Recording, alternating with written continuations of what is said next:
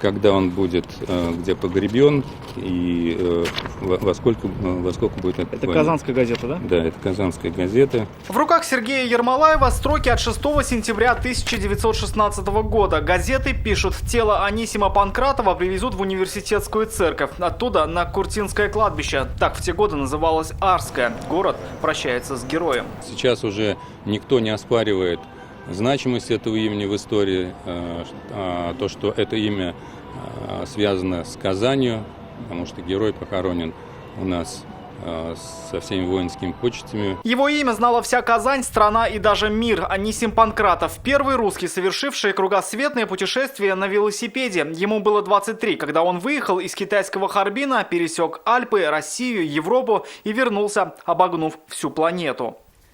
Вот именно на таком транспорте совершалась первая кругосветка. Это полный аналог велосипеда Анисима Панкратова. На нем он проехал, страшно подумать, больше 30 тысяч километров.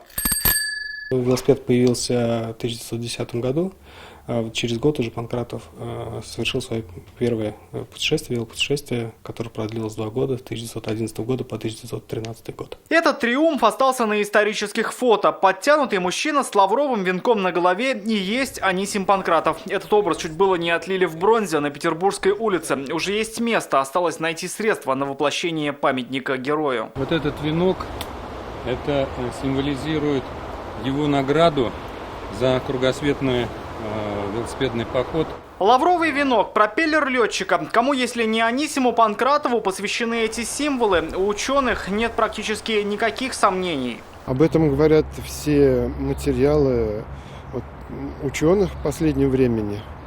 Елдашев Анатолий Михайлович, известный ученый-краевед, подтверждает это. Остается расшифровать номерок на могильной плите. Предположительно, ей больше 100 лет, поэтому почти все буквы давно стерлись, но надежда есть. Больше 40 лет почитатели героя по крупицам собирали всю малейшую информацию. Осталось вновь посидеть в архивах и убедиться в их правоте. Рамиль Шайдуллин, Вадим Илларионов, ТНВ, Казань.